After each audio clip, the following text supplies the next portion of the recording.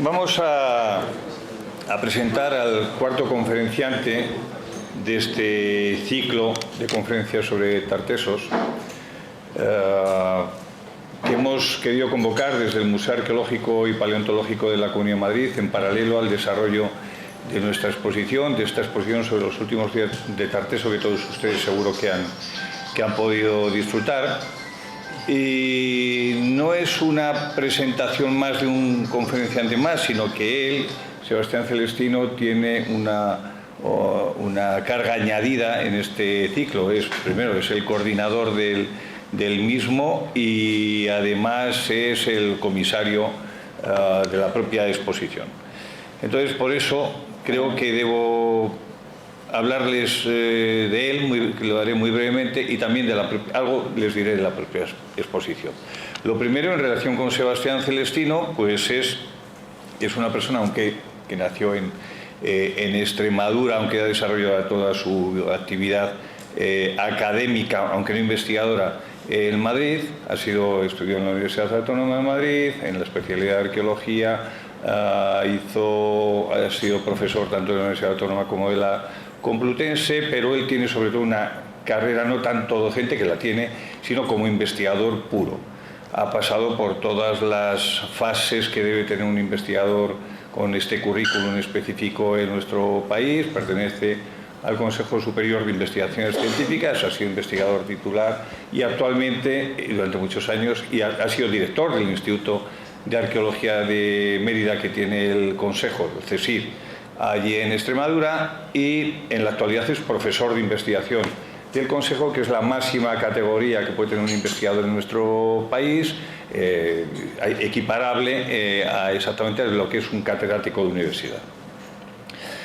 Pero desde el punto como investigador, además, hay que decir de él dos cosas. Es un investigador que ha hecho muchísimo trabajo de campo y además hiperespecializado desde su más tierna juventud en el mundo orientalizante y tartésico. Ha trabajado en los principales sitios donde se puede trabajar en el mundo de Tartesos, que son en el Guadalquivir, en la desembocadura del Guadalquivir principalmente, en las marismas de Doñana y posteriormente en la zona del Guadiana. Y singularmente en el Guadiana, pues en el yacimiento estrella, que siempre lo fue, desde los trabajos de don Juan Maluquer de Motes en Cachorrano, donde le sucedió posteriormente su discípulo Sebastián Celestino. Y por último, en los últimos años también en el Turuñuelo, en el yacimiento estrella de esta exposición, y del que sobre todo hablará Sebastián esta tarde. Yo creo que es un privilegio contar con su presencia, y además es un gran conferenciante que le interesa muchísimo la difusión. Tiene varios libros de naturaleza científica, un sinfín de artículos y varios trabajos también de difusión, que es una materia, un aspecto que le ha interesado siempre muchísimo. Ahora se empieza en nuestro país por parte de los investigadores a valorar lo que se conoce como cultura científica, que en definitiva es la difusión de la ciencia, pero Sebastián lleva muchos años trabajando en esto. Les diré que nosotros nos conocimos con motivo de una exposición de la que fueron comisarios Manuel Vendala, Lourdes Prados, que también nos acompaña, catedrática de la Autónoma, que también nos acompaña esta tarde, y el propio Sebastián Celestino, sobre los tesoros de la Hispanic Society, que celebramos en el año 2009 o 2008. 2009. No, 2008. 2008, eso. La inauguramos en 2008 y fue 2008-2009. Coincidiendo precisamente con el centenario de cuando Archibald Huntington había inaugurado la Hispanic Society en el Harlem neoyorquino, y me interesó, bueno, además de que Sebastián Celestino, no hace falta de ser, es un sabio, como todas las personas que han pasado hasta ahora. Es la cuarta de las conferencias de este ciclo. Creo que los tres anteriores han sido tres conferencias espectaculares, y solo hay que ver que, como las estamos grabando y poniendo en el repositorio, en la página web del museo, la cantidad de entradas que tienen, y estamos desbordados y al tiempo que muy satisfechos por esto. Pero cuando colaboramos en aquella exposición, a mí me interesó mucho del trabajo de Sebastián Celestino su interés por la historiografía. Esto lo comentábamos hoy en el almuerzo también con el profesor Gonzalo Ruiz Zapatero, que creo que también nos acompaña, catedrático de la Complutense, que también nos acompaña esta tarde, y fue realmente algo muy interesante. Nosotros pensamos, muchos investigadores en España pensamos que sin entender, sin conocer la historia tanto de los descubrimientos como de las interpretaciones y las circunstancias en que estos se han producido, es muy difícil entender la evolución del pensamiento en relación con un determinado periodo. Es decir, hay investigadores que valoramos la historiografía y otros que la valoran poco o menos. A Sebastián y a mí nos interesa especialmente esa faceta, y por eso cuando en 2016 hablamos por primera vez de hacer esta exposición, ojo, antes de que apareciese la famosa hecatombe del Turuñuelo, nosotros ya estábamos trabajando en esta exposición, y con su discípula Esther Rodríguez, que también nos acompaña, codirectora también de las excavaciones, nos hemos recorrido todos los museos donde hay restos tartésicos para hacer la selección de las piezas que hoy podemos mostrarles a ustedes en la sala contigua a nosotros, en el patio de cristales de este museo. Claro, eso nos permitía, a mí, que soy cocomisario de esta exposición, pero donde me he ocupado en la parte museográfica, y sobre todo María Carrillo mucho más que yo, es decir, que la parte científica ha sido la responsabilidad de Sebastián y de Esther Rodríguez, pues hay que decir que me sirvió para poner al día mis conocimientos, que están bastante anticuados desde los años de mis estudios, que terminaron en el año 80, y prácticamente desde entonces conocía muy poco del mundo tartésico. Esto lo digo a colación de una pregunta que me llevo haciendo desde que inauguramos esta exposición hace un par de meses, que me hago muchas veces y para la que no tengo una respuesta clara. Es: ¿cómo nunca antes en nuestro país se ha hecho una exposición sobre tartesos? Eso es algo realmente sorprendente, para lo que no tengo una respuesta unívoca, clara, rotunda. No tengo claro del todo. Pero sí puedo decir que en cuanto me lo planteó Sebastián, porque la iniciativa fue suya, no fue mía, automáticamente pensé que esto iba a ser de un enorme interés social, pero sobre todo porque plantea un cambio de paradigma. Se hace una propuesta, es una exposición que plantea una propuesta con un cambio de paradigma del que hablará él. No voy a hacer spoiler que dicen ahora los modernos. Y entonces me pareció de un enorme interés. ¿Por qué? Porque tartesos probablemente la razón por la que no se ha hecho nunca en exposición es porque es un tema complicadito. Hay muy pocos especialistas hiperespecializados en tarteso, primera cuestión. Y segundo lugar, es un asunto donde las discrepancias son tanto o más que las coincidencias, con lo cual es complicado. Entre colegas y entre arqueólogos somos un poco especiales para estas cosas, meterse en camisas de 11 varas, que se decía antiguamente, ¿no? Y yo creo que a Sebastián habría que felicitarle también por esa valentía, por esas propuestas que ha elaborado y que ha planteado en sus libros, y por atreverse a hacer una exposición como esta, que está teniendo un resultado de visitante realmente espectacular. Nunca hemos tenido en este museo, desde que abrimos hace 25 años, un grado de visitas como el que tenemos actualmente. Encima, esto ha sido apoyado en términos mediáticos por sus descubrimientos de las caras, de los rostros de los tartesios en el yacimiento del Turuñuelo, y la verdad es que yo creo que todo esto conforma un panorama en el que, en definitiva, pues contar con Sebastián esta tarde aquí para hablar para todos nosotros sobre los tartesios, pues es un enorme privilegio que agradecerán ustedes infinitamente para toda la vida. Se lo aseguro que viviremos un momento único. Muy buenas tardes y muchas gracias.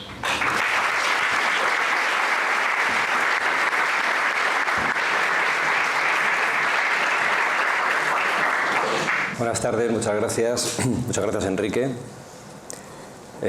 Muchas gracias.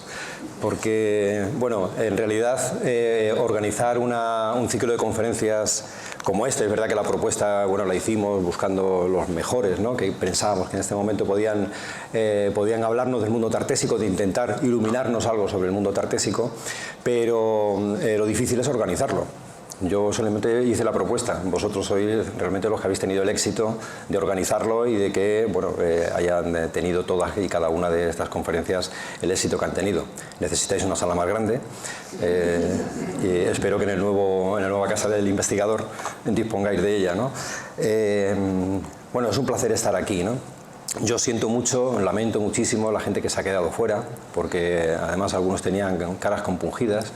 Venían de lejos y bueno, ha sido una pena, ¿no? Pero estos son los imponderables de esto, ¿no? La repercusión de las conferencias quizás también ha sido por la organización de las mismas. Como decía antes, nosotros queríamos que la gente que hablara expusiera sus puntos de vista. No queríamos tener un discurso unitario, ¿no? Y unilateral, es decir, yo quiero que solamente los que defienden mis hipótesis vengan a hablar, porque entonces esto no tendría mucho sentido, ¿no? Y lo hicimos tanto en el catálogo como en las propias conferencias. Y en el catálogo, si uno lo lee, bueno, pues verá que hay diferencias de opinión de cómo se concibe Tartessos de una forma, cómo se concibe de otra. Esto tiene un peligro, es verdad, que uno puede terminar con una especie de empanada tartésica que no sabe ya de dónde vienen los tartesos, de dónde están, si vienen arriba, si están más abajo y demás, ¿no? Pero bueno, yo creo que hace no más de 20 años había dos grandes bloques en la investigación sobre Tartessos. Unos eran los indigenistas, por hacerlo de una forma reducida, ¿no? Y otros eran los profenicios. O sea, cuando llegan los fenicios ya Tartessos estaba completamente organizado, era una sociedad potente que tenía capacidad de comerciar con ellos en un estado de igualdad. Y quienes pensaban que, bueno, que aquí vivía una sociedad de la que prácticamente no conocemos nada, lo cual es cierto, tenemos poquísimos datos de ella, y que los fenicios son los que inyectan todo el porvenir de Tartessos, ¿no? Y yo creo que estos dos bloques se han ido diluyendo con el tiempo, ¿no? Ya no hay tanto indigenista, o por lo menos tanto indigenista integrista, ni hay tanto profenicio integrista, ¿no? Ya parece que se van uniendo un poco esas dos corrientes. Y bueno, es que tiene que ser así, ¿no? Yo creo que conocemos muy poco de la cultura tartésica, ¿no? Es verdad que antes lo comentaba, ¿no? Hemos pasado de Tartessos era el mito, la leyenda, y ahora tenemos ya mucha más realidad que mito y leyenda. Es decir, que todo se va también ponderando, todo se va volviendo un poco a su ser, y yo creo que cada día conocemos más y podemos hablar de algo que no sea solamente de los mitos griegos, de la formación del mundo tartésico, de la llegada de los fenicios como si fueran los grandes descubridores. Es verdad que bueno, es una forma mía de verlo, ¿no? Yo creo que aquí sí había una infraestructura, al menos mínima. Cuando llegan los fenicios, lo que hacen los fenicios es potenciarla, ¿no? Subirla a la enésima potencia. ¿Por qué? Bueno, porque introducen una serie de innovaciones que hacen que todo lo que hay, bueno, pues tenga un potencial que antes ellos no podían hacer porque les faltaban esas herramientas para hacerlo, ¿no? ¿Cómo concibo yo Tarteso? Voy a empezar por ahí, para así ya me sitúo y luego ya vamos desgranando, ¿no? Pues hemos puesto una fórmula en la exposición, es una fórmula muy sencilla, medio matemática, pero que yo creo que la expresa bien, que es que los fenicios malos indígenas es igual a Tartessos. No podemos concebir Tartessos antes de ello, es difícil entenderlo como tal, porque conocemos Tartessos por las fuentes griegas. Y los griegos hacen alusiones a Tartessos pues de forma realmente vaga. Algunas veces se refieren a un río, otras veces a un territorio, otras veces es una ciudad. Yo creo que no sería bueno que nos ciñéramos solamente a las fuentes griegas, que están muy bien, incluso son entretenidas y las historias que cuentan son bastante amenas, por eso a la gente le atrae muchísimo, pero hay que tener en cuenta lo que la arqueología nos dice, ¿no? Y la arqueología nos dice que en esa época en la que llegan los fenicios a la península ibérica no conocemos nada, o prácticamente nada, ¿no?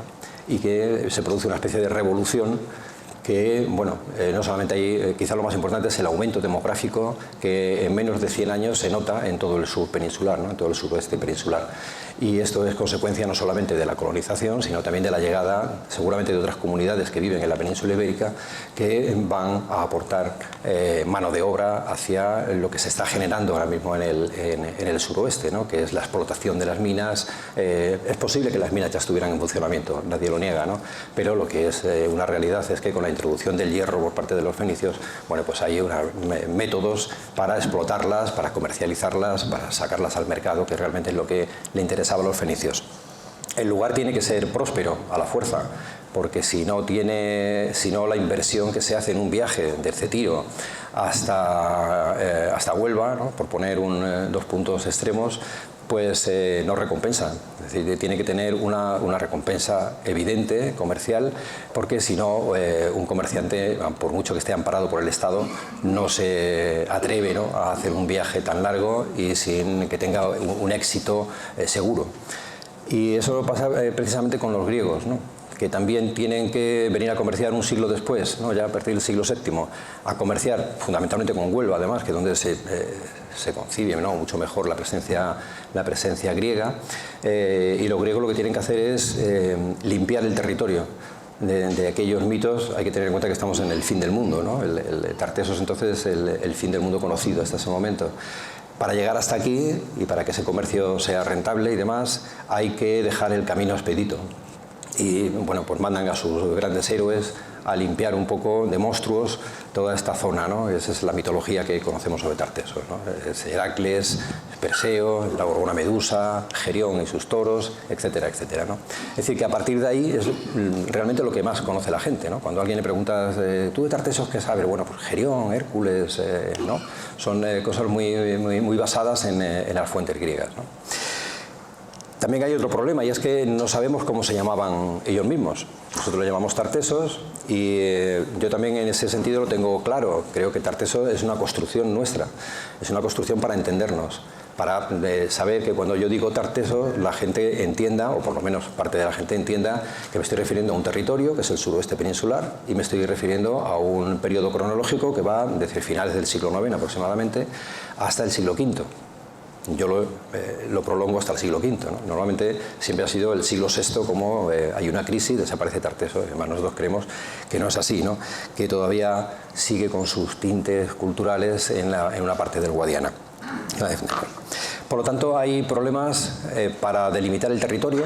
Ya digo que yo no los veo, porque cuando se dice, bueno, es que el territorio de Tarteso, según las fuentes, se circunscribe exclusivamente al suroeste peninsular, pero el suroeste, a ese triángulo famoso que siempre hacemos mención de Huelva, Sevilla, Cádiz, y de ahí parece que no se mueven en 400 años, ¿no? Parece que no hay momento en el que, por mucha eclosión demográfica que haya, por mucha evolución económica, por mucho trasiego comercial, parece que de ahí nos han movido, cuando me parece ilógico, ¿no? Lo lógico es que vayan no conquistando territorios, simplemente avanzando, explotando nuevos territorios, y el Guadiana es uno de los que consideran idóneo para ello. El Guadiana no surge, eso lo veremos luego, ¿no? No surge, y de paso aprovecho para poner la primera...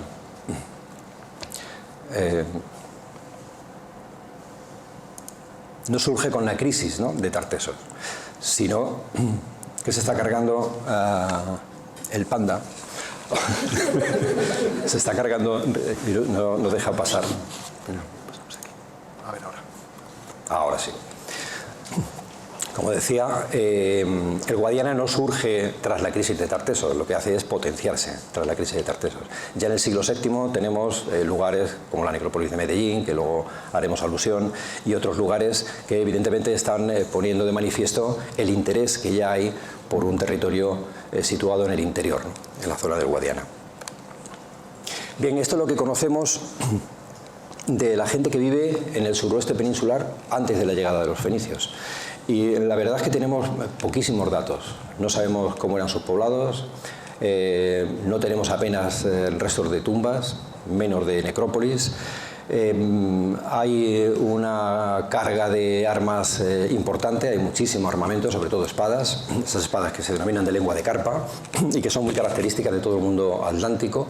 Estamos viviendo en un mundo muy atlántico. El casco que ven en la parte de abajo, este casco de cimera, es muy típico de la zona de Francia y de la zona de Bretaña, ¿no? O las hachas, las fíbulas de codo, es decir, todo lo que aparece son elementos sueltos en cantidad, eso sí, porque otra de las cosas que aparecen son los tesoros áureos, ¿no? Esos grandes tesoros que aparecen sobre todo en Extremadura y en Portugal, y que hoy tenemos aquí en la exposición una buena muestra de ellos, que son oros realizados en macizos, es oro macizo, con lo cual cuando llegan los fenicios lo que se sorprenden es de que haya tanto oro en el interior y sobre todo que gasten tanto oro en hacer joyas, ¿no? Ellos lo que introducen es la joyería en hueco, con lo cual hay un ahorro de oro bastante considerable, y además lo pueden adornar con la filigrana, con el granulado, que son técnicas que introducen, ¿no? Por lo tanto, el panorama que tenemos del bronce final atlántico, bueno, pues es bastante reducido, ¿no? Esto es lo que había antes de la llegada de los fenicios.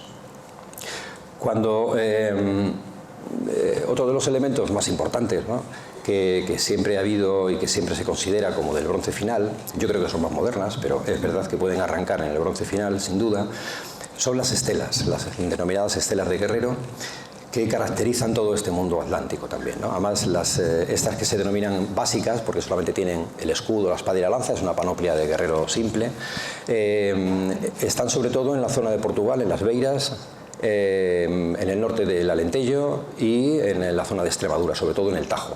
Y últimamente, en los últimos años, han aparecido en el Duero, en el Miño, es decir, están apareciendo cada vez más al norte, ya las hay en Orense, ¿no? Con lo cual, en el último trabajo que hicimos llamábamos estelas del oeste más que del suroeste, porque cada vez están más al norte y cada vez más hacia el Atlántico, ¿no?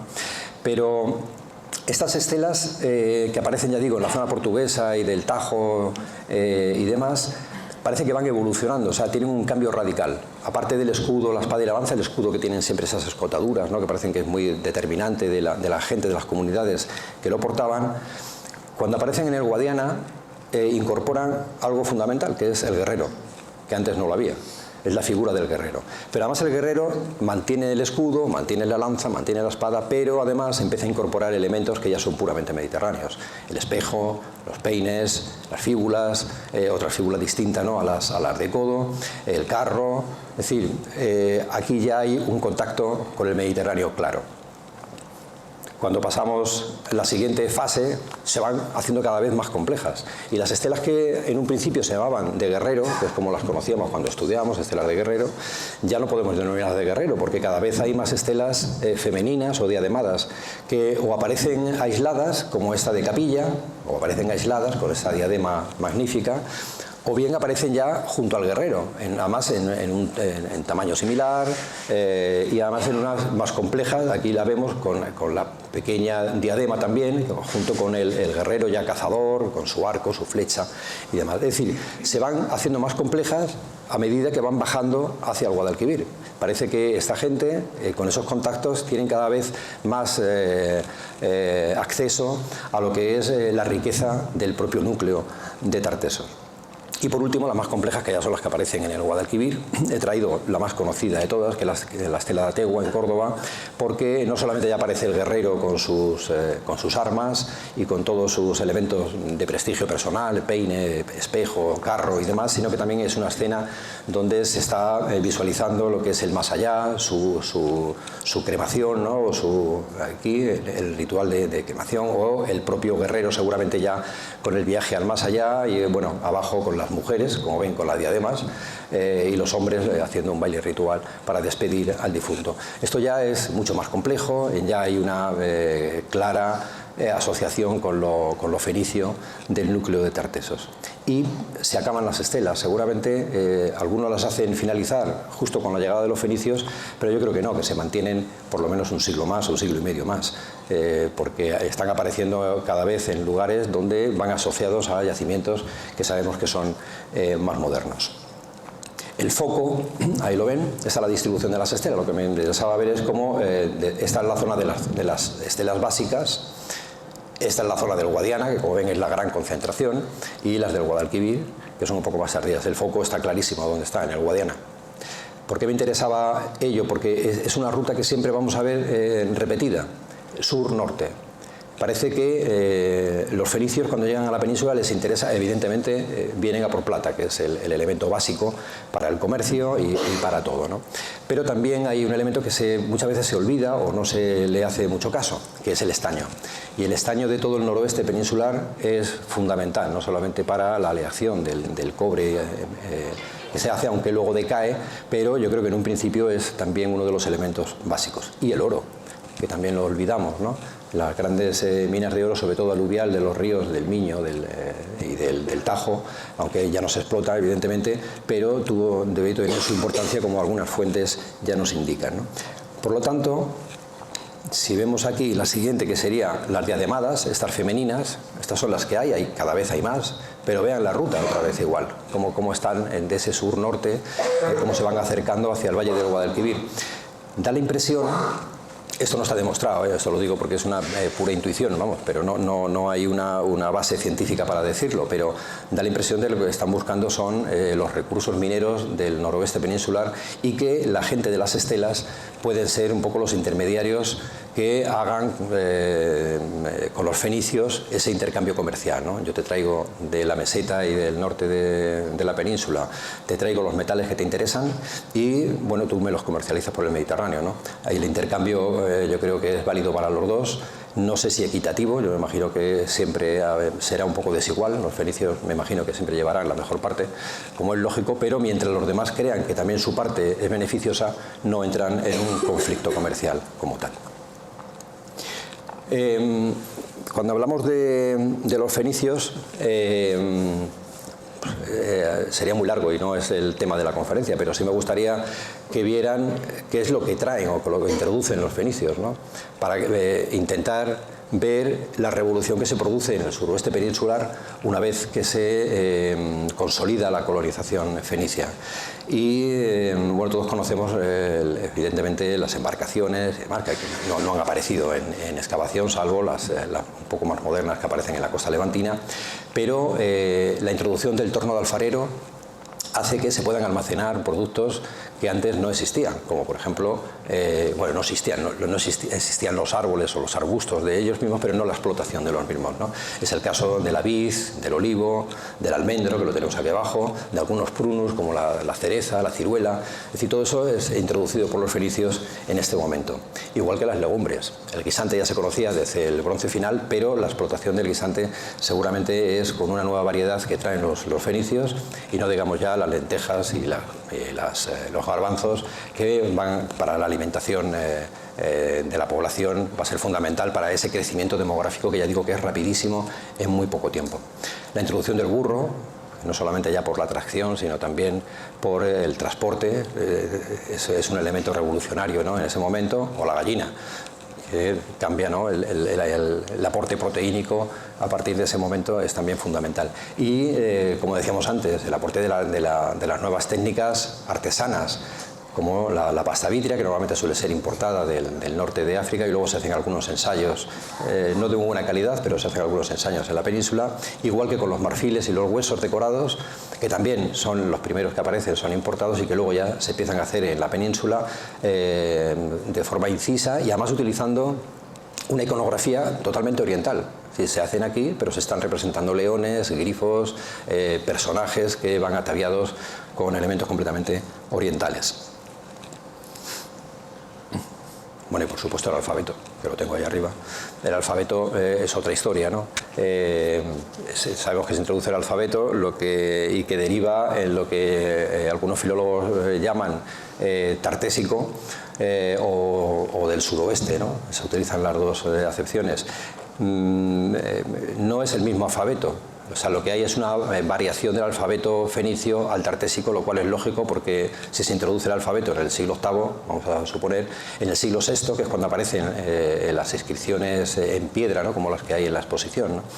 Han pasado 200 años, por lo tanto los signos también han cambiado, han variado, seguramente el significado de las palabras también, y por lo tanto hasta que no sepamos traducirlo es difícil hablar sobre ello.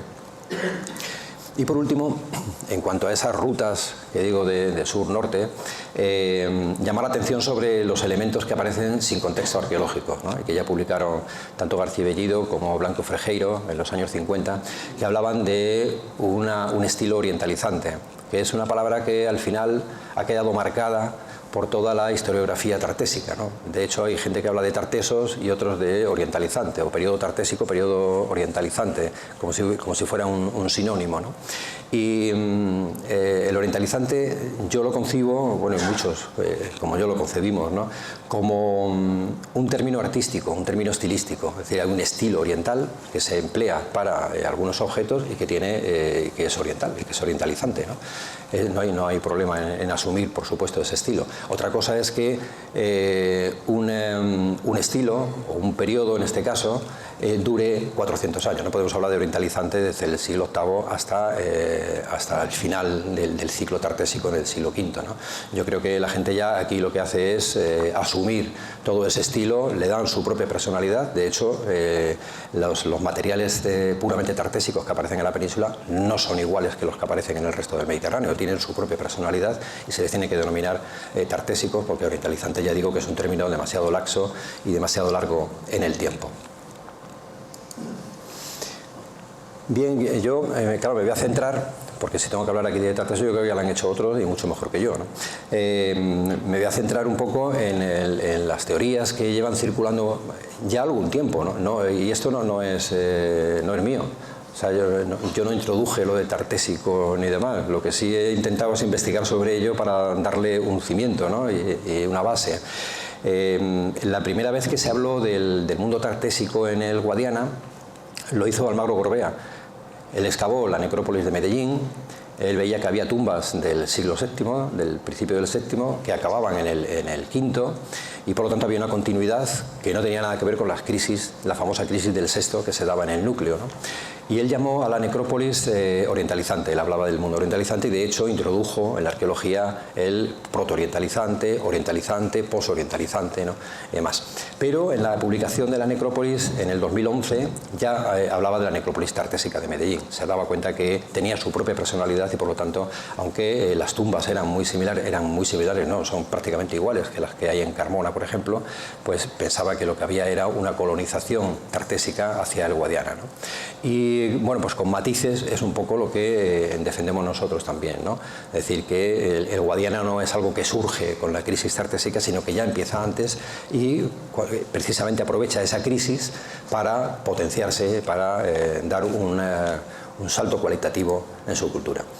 Este es el núcleo tartésico, que es donde se desarrolla toda la cultura del C, ya digo, desde finales del IX, fundamentalmente en el VIII, ¿no? hasta el VI, hasta la crisis, y cuando se produce esta crisis parece que hay un movimiento, algo que tampoco se puede demostrar, ¿no? arqueológicamente, pero sí es verdad que a partir del siglo VI hay una eclosión demográfica en el Guadiana. O sea, empiezan a aparecer poblados, necrópolis, los edificios estos bajo túmulo, es decir, hay un movimiento en el Guadiana enorme, mientras que el núcleo de Tartessos cae en una especie de desvanecimiento, no es que se pierda, ¿no? Se entra en lo que se llama el mundo turdetano, pero es el Guadiana el que toma, yo creo, el relevo de esa cultura hasta su total extinción a finales del siglo V, principios del IV, ¿no? Ese sería el foco en el que nos reflejamos, ¿no? El Guadiana. Si se dan cuenta, tenemos el Guadalquivir, más Huelva y Cádiz, claro, el Guadalquivir y el Guadiana.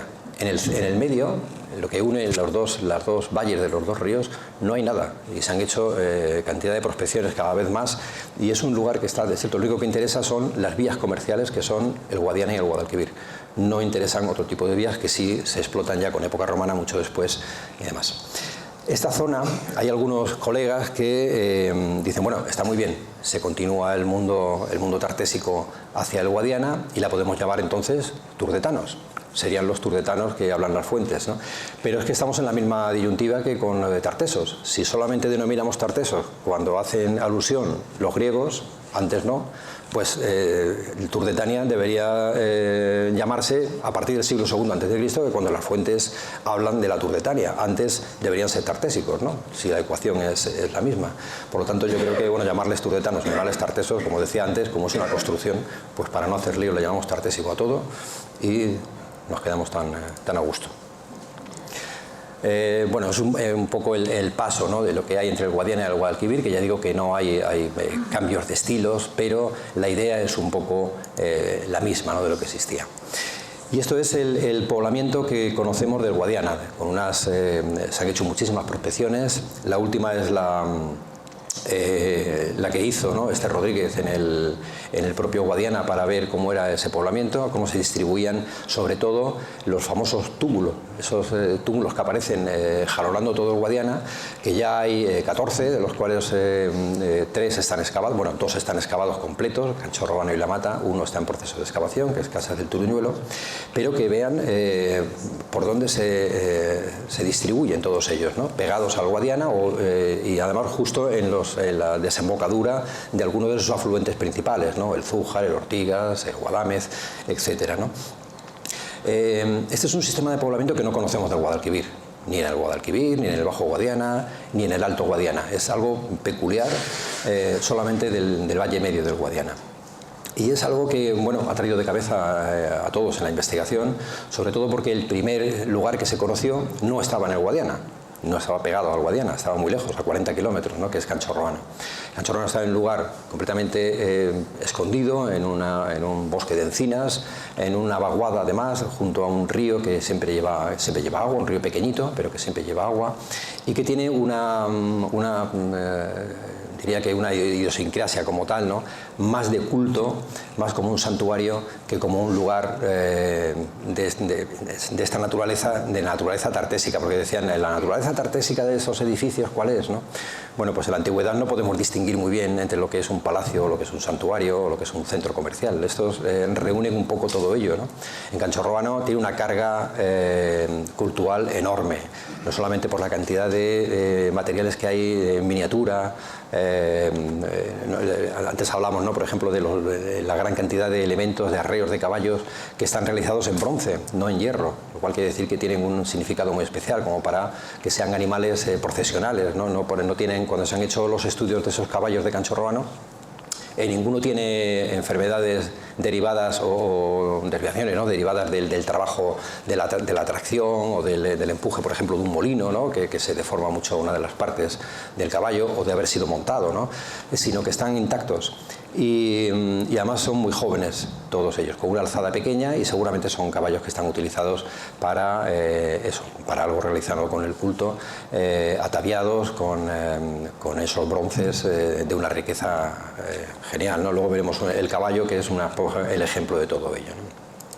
Como decía, el pistoletazo de salida de esto del Guadiana tartésico, si queremos llamarlo así, o del Tartessos del Guadiana, es Medellín. Ya digo que no solamente su excavador, sino que muchos han pensado que efectivamente había un trasvase de gente tras la primera crisis del Tarteso, del siglo VI, hacia el Guadiana. Y ahí vemos bueno, no sale, pero había una tabla cronológica de las... bueno, sí, está aquí, lo que pasa es que está muy pequeñita. Una tabla cronológica de las tumbas de Medellín, casi 200 tumbas, o sea que hay una gama alta para hacer un estudio bastante profundo de la necrópolis, ¿no? Y las hay, como decía, desde principios del siglo VII, es decir, en plena época tartésica, hasta finales del V, es decir, cuando ya ha solidado la crisis de Tarteso. ¿Qué hacemos? ¿Llamamos tartésico hasta el siglo VI y a partir de ahí le llamamos de otra forma? No, parece que es una continuidad, solo que no se da en el Guadalquivir, y en el Guadiana pues sí se continúa, ¿no? Y es más, en el Guadiana, a partir de esa época, como decía, hay una eclosión y aparecen estos grandes edificios que son los que se han excavado en los últimos años. Aquí tenemos los 4. El primero, quizás el de Cerro Borreguero, que está en la parte inferior izquierda, tiene un interés muy especial. Está arrasado, por lo tanto hay poco que rascar arqueológicamente, pero nosotros le hemos sacado muchísimo jugo, ¿no? Porque es un yacimiento aquí, bueno, estos son los túmulos del Guadiana, ¿no? Así algunos están más fragmentados que otros, depende del agricultor, si algunos ha llevado el túmulo por delante, otros, bueno, las canalizaciones es una zona de regadío, también los han cortado, etcétera, ¿no? Bueno, este del Cerro Borreguero, que está un poco deteriorado por las construcciones romanas que tiene encima, nos da la pauta de esa transición entre lo que es el bronce final del Guadiana y el periodo tartésico, porque aquí vemos, esa parte de aquí está arrasada, o sea, no se cortó, seguramente es un edificio con una planta cuadrangular, como luego Canchorroano, el Carapolo, todos los edificios estos que se denominan como santuarios tartésicos. Si nos fijamos en esta habitación, aquí ya tenemos un edificio cuadrangular, es decir, de época tartésica. Si nos fijamos en esta habitación, debajo de ella lo que aparece es una cabaña. es una cabaña ovalada, que vemos aquí como continua, sobre la que se construye ese edificio cuadrangular, y con cerámicas que, bueno, por carbono 14 está muy bien datada, no solamente aquí, sino en otras partes de la meseta y de la zona de la vertiente atlántica peninsular, que están datadas a finales del siglo IX aproximadamente, ¿no? Con lo cual se ve muy bien la transición entre un lugar y otro, ¿no? Cómo se pasa de la cabaña, que además tiene un hogar, un enorme hogar en el centro, que fue proyectado hacia arriba, de tal forma que cuando se hace la construcción cuadrangular sigue utilizándose el mismo hogar que había en la cabaña, con lo cual debía ser un sitio bastante importante para la comunidad que vivía en el entorno. De hecho, cuando deciden abandonarlo, no de una forma traumática, simplemente deciden irse, pero lo sellan con una arcilla roja muy potente, que es algo que luego se va a mantener en el resto de estos edificios. Lo sellan y se van a 2,5 kilómetros simplemente, ¿no? Que es Cancho Roano. Parece que abandonan el lugar y en vez de ampliarlo o de construir encima un edificio más grande, lo abandonan y simplemente buscan un lugar mejor, que es este, que es Cancho Roano, ¿no? Ya digo, a solamente 2,5 kilómetros.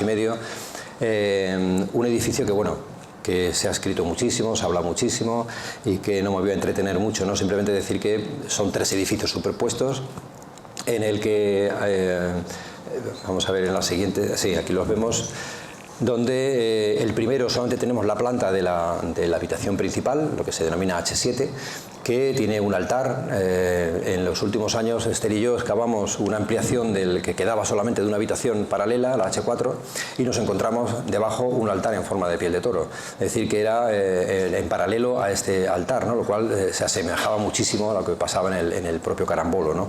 En una de sus fases. Bien, el edificio que hay encima es el edificio B, le hemos llamado C al más antiguo porque fue el último que descubrimos. El B tiene ya un altar que es muy, bueno, muy típico del mundo tartésico, ¿no? Que es el altar en forma de piel de toro, como este que decíamos que aparecía también en C, y que es un altar que aparece, bueno, no solamente en todo el suroeste peninsular, quizás el del Carambolo y el de Corea del Río son los más conocidos, sino que luego se extienden por todo el sureste peninsular y toda la costa hasta Lérida, ¿no? Que es el sitio donde conocemos en el Vilars el más septentrional de esa zona. Cancho Roano, bueno, no se puede poner aquí todo lo que hay, ¿no? Si he hecho ahí un popurrí es simplemente para que se den cuenta de que los elementos que hay son puramente mediterráneos, tanto griegos, estamos hablando de griegos ya del siglo V, de finales del V, con una ruta que sería completamente distinta de las que estábamos hablando antes. Ahora parece que hay un viraje. Yo me imagino que el profesor Domínguez Monedero el otro día les habló de esa ruta, ¿no? hacia el Levante, que es muy interesante, ¿no? Y que se está investigando ahora, porque parece que hay exactamente un cambio de eje en el comercio peninsular. Pero bueno, para que vean que hay elementos que vienen no solamente de Grecia, sino de Egipto, púnicos, bueno, etcétera, ¿no? Y una de las habitaciones, para que se hagan una idea, ¿no? del elemento que tiene Cancho Roano, es este, que es la habitación H8, que es una habitación que apareció completamente repleta de cerámica. Esta la excavó Maluquer en 3 años, porque estaba completamente llena de cenizas y era muy difícil excavarla, ¿no?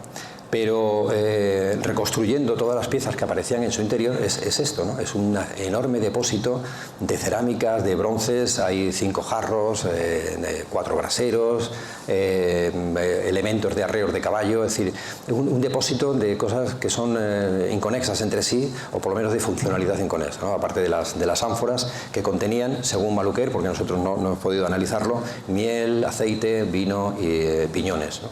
Sería lo que contendrían. Esta es la foto final, que nosotros insistimos mucho, nos va a pasar con Caser del Turuñuelo. Nosotros lo que podemos hablar, cuando hablamos de Cancho Roano, de su funcionalidad, solo es de la foto del último día, de lo que pasó el último día. No sabemos si 3 meses antes de esta habitación a lo mejor no había nada, o lo que había era completamente diferente, tenía una funcionalidad más de santuario y no como en este gran depósito que parece que se animó todo ahí a esta habitación antes de proceder al incendio de la misma. Bien, esa es una reconstrucción de Cancho Roano. A nosotros nos interesa muchísimo, y lo he recalcado muchísimas veces, ¿no?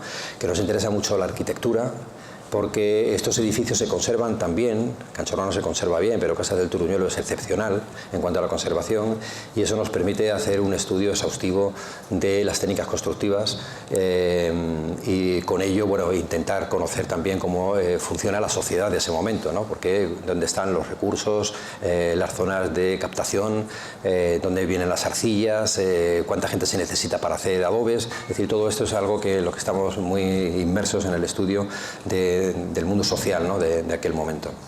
Y esta es la reconstrucción ideal que nos ha hecho Josep Casals de Cancho Ruano, que bueno, es un poco idealizada, evidentemente, pero es verdad que en el entorno se hicieron unas intensísimas prospecciones durante 3 años, y lo único que conseguimos fue hallar cerámicas dispersas de la misma época, cerámicas grises, que son las típicas de este momento, seguramente de algunas casas o caseríos que tienen alguna relación con el servicio del propio santuario.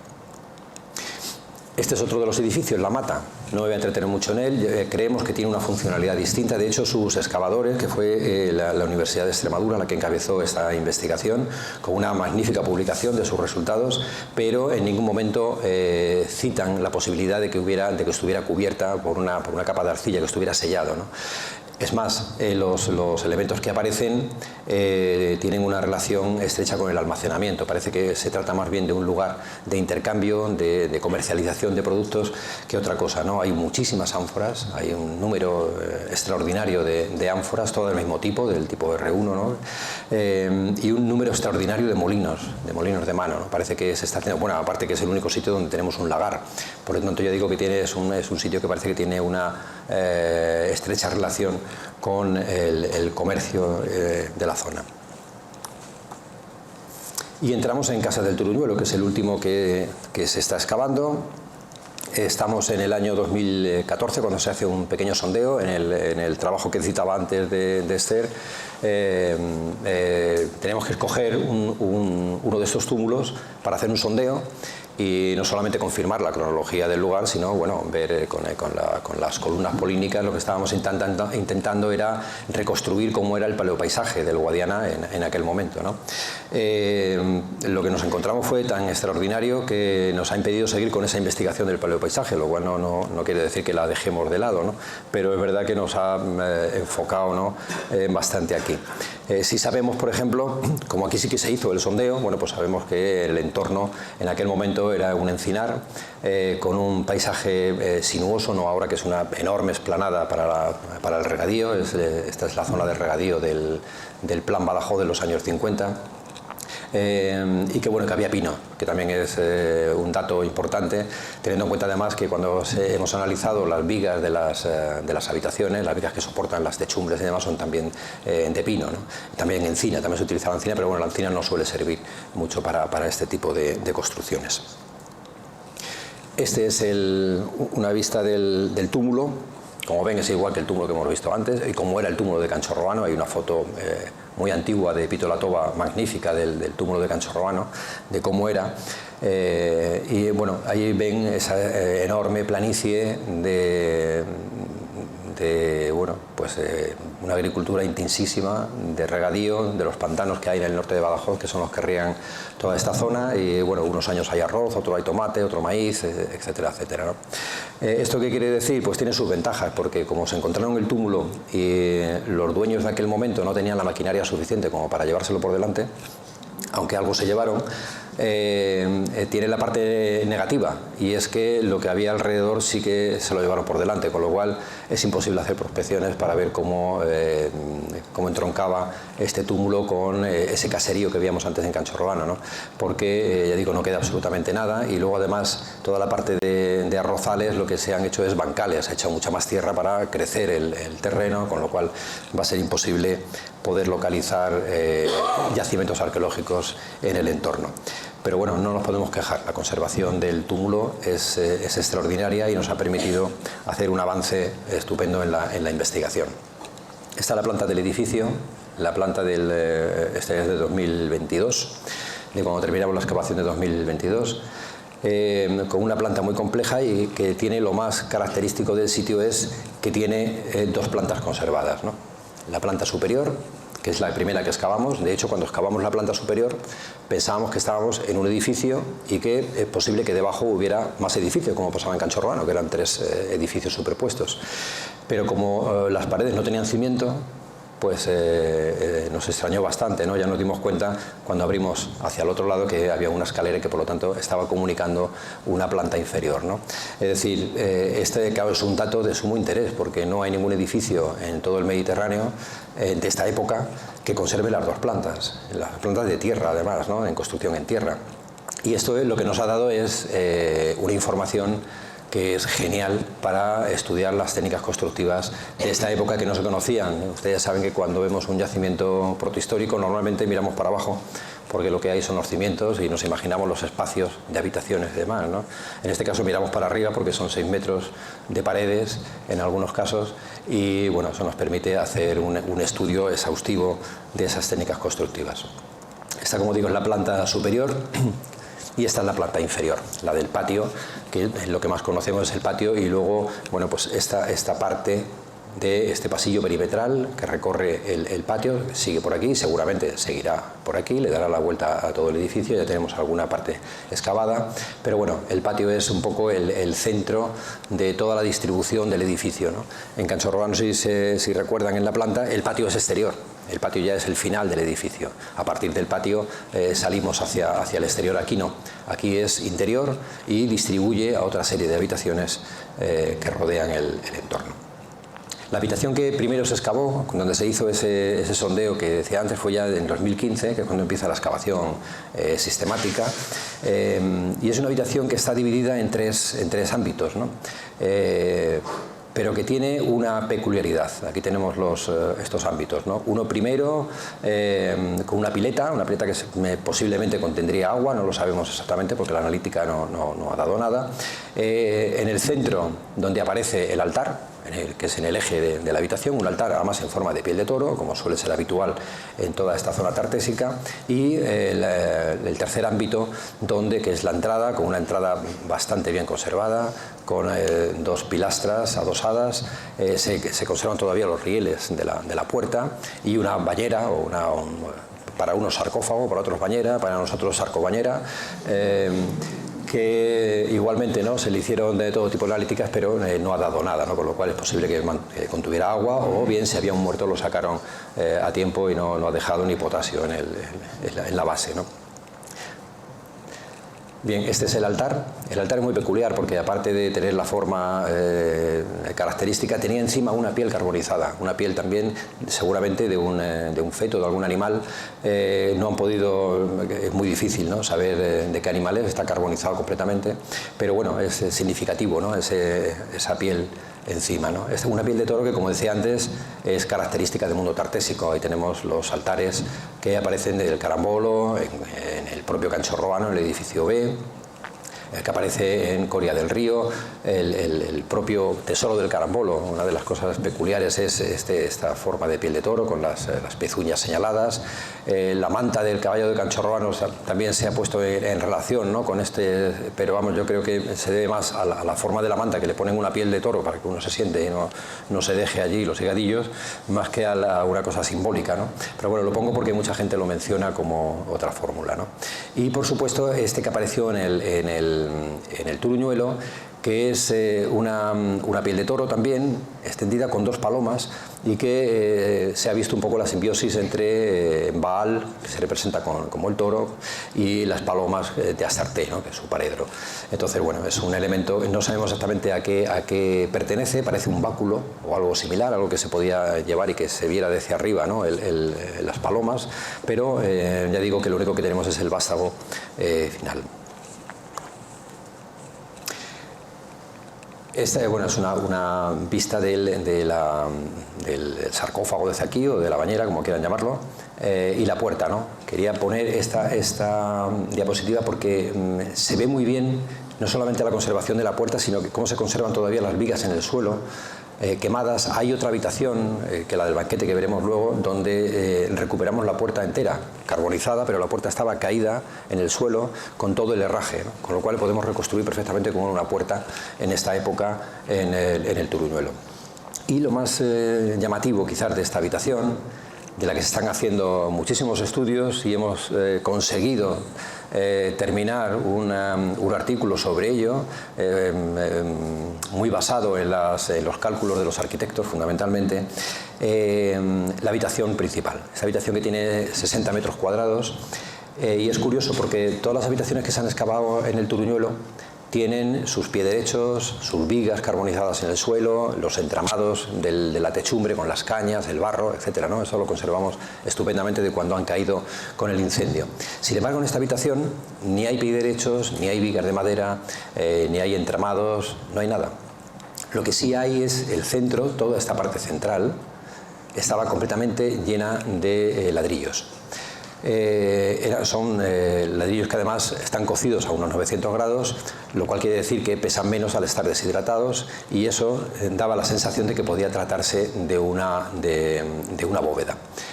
No de un techo plano, porque ya digo que no hay elementos para tal, aparte que la luz que tiene, que son 7,5 metros, es demasiado grande quizás para salvar esa distancia. A eso se unían dos elementos más. Uno, que las paredes laterales, sobre todo esta, que es la que mejor se conserva, porque aquí hay una fosa medieval que se ha llevado por delante parte de la habitación, las paredes iban lentamente curvando, ¿no?, hacia el interior. Y luego además los muros, estos muros sobre los que tienen 2 metros de anchura, tienen casi un 80 de anchura. Eso quiere decir, esta dimensión tan enorme de un muro es porque seguramente para permitir el descanso de esa bóveda en el interior. Ya digo que, bueno, que es algo que todavía estamos desarrollando más, pero que cada vez tenemos más avances y más pruebas de que pudo ser así, ¿no? Esta sería una reconstrucción de cómo sería la habitación. ¿Qué quiere decir? ¿Que en el Turuñuelo es el único sitio donde hay una bóveda? Además, no, es el único sitio donde se conservan 2 plantas y que hemos podido ver que esto existía, pero no descartamos que esto pudiera haber existido en otras habitaciones grandes, que también las hay, por ejemplo en el Carambolo. En Canchorroano no, porque ellas son habitaciones más pequeñas que sí que se cubren fácilmente con un entramado de madera, ¿no? Pero aquí sí que se puede ver, y en otros lugares podría ser, ¿no? Esa es una reconstrucción de cómo está el edificio en ese momento, con ese estudio arquitectónico que se está haciendo del mismo. Es lo que se llama una bóveda nubia. Los arquitectos no están de acuerdo en llamarla bóveda nubia, sino mesopotámica, porque hay restos, ¿no?, en Mesopotamia antes de los que aparecen en el Raseion, en Luxor. Pero bueno, en cualquier caso es una bóveda que vendría de Oriente y por lo tanto perfectamente podían haberla introducido los fenicios, y no la hemos detectado porque no existe ningún edificio con esa conservación en todo el sur peninsular, ¿no? Esta es una reconstrucción de cómo sería esa habitación, ¿no? Hay que decir que las esteras que ha puesto son reales, es decir, que han aparecido bastantes restos, porque el Turuñuelo tiene una ventaja y un inconveniente. Tiene la ventaja de que la humedad que tiene, el Guadiana está a 100 metros aproximadamente, ¿no?, mantiene muy bien la materia orgánica. Por ejemplo, este año hemos extraído cestos de mimbre, ¿no?, y demás. Las esteras se conservan muy bien, se conserva el lino, la lana, pero, por ejemplo, para los metales es fatal, es totalmente corrosivo, ¿no? Entonces, los hierros son muy sufridos, se restauran bien, se limpian bien, pero los bronces sufren muchísimo, y aquí en el museo lo saben muy bien, ¿no?, de lo que cuesta restaurar un elemento de bronce, y además como el caldero, que tiene un grosor importante. O sea, imagínate ya los jarros, que son mucho más finos, o los braseros, ¿no?, en este caso. En esta habitación, aparte de un enorme número de platos, lo único que había, platos, algún braserillo y, bueno, una caja, esta caja de aquí, una caja de marfil, que, se trata de marfil de hipopótamo, pero lo curioso de la caja de marfil es que solamente una de las piezas es de marfil. Las otras 3 son de hueso, con lo cual da la sensación o que les han metido el comerciante que fuera, les ha engañado como a chinos, o bien que se les rompió y han hecho la reconstrucción con hueso, no con marfil. Esto es raro porque el discurso de la caja de marfil es muy homogéneo, es decir, son los peces, después los barcos, después un león comiéndose el barco, es decir, que el discurso es coherente, y parece ser que se hizo quizás en algún sitio y lo vendieron todo como marfil, cuando realmente, cuando hemos hecho las analíticas, 3 de ellas son de hueso y una de marfil. Siempre ha habido engaños en el comercio, eso es universal. Esta es la otra habitación que se excavó, que está al lado de la anterior, en la zona sur, que le hemos llamado la habitación del banquete o la estancia del banquete, porque aunque es una habitación pequeña, bueno, conserva todo lo relacionado con un gran banquete que se organizó en el yacimiento antes de su incendio, del incendio y del sacrificio de caballos, ¿no? Es una habitación que aparece, aquí la ven en el mismo estrato, todos los elementos que aparecen relacionados con ese banquete, ¿no? Desde vasos, copas, cerámicas griegas, de imitación, como estas que tenemos aquí, bueno, miniaturas también, ¿no? Que es una cosa también bastante recurrente en el Turuñuelo, el jarro que aparece en el lugar y bueno, todos los elementos de bronce que son bien conocidos. Bueno, aquí una especie de eco de la cerámica de imitación griega, que es una de las cosas más características del yacimiento, ¿no? Elementos de bronce, ¿no? Desde el báculo que decía antes, ¿no? Que aparecía en el lugar y que a lo mejor tiene algo que ver con el mundo este de la alimentación, de la comensalidad, parrillas para cocinar. Bueno, ahí tenemos un asador, ¿no? Para enganchar la carne, para pinchar la carne, un jarro, etcétera, ¿no? Es decir, es una habitación muy rica, a pesar de que es muy pequeña y que tenía al lado un agujero realizado en el suelo, donde al excavarlo aparecieron una ingente cantidad de huesos que son los restos de esa gran comilona que tiraron los huesos, fundamentalmente oveja y cabra, los tiraron al lugar y luego lo volvieron a tapar. Es decir, que esto de tirar la basura no se llevaba mucho, entonces lo hicieron en el lugar, ¿no? Que suele ser habitual también en este tipo de yacimientos, ¿no? De utilizar agujeros en el mismo lugar para tirar los desperdicios. Y este es el caldero, ¿no? Que aparece también en la misma habitación del banquete. Es un caldero, es extraordinario, ¿no? Porque no conocemos ninguno de estas dimensiones en la península. Apareció como todo se derrumba.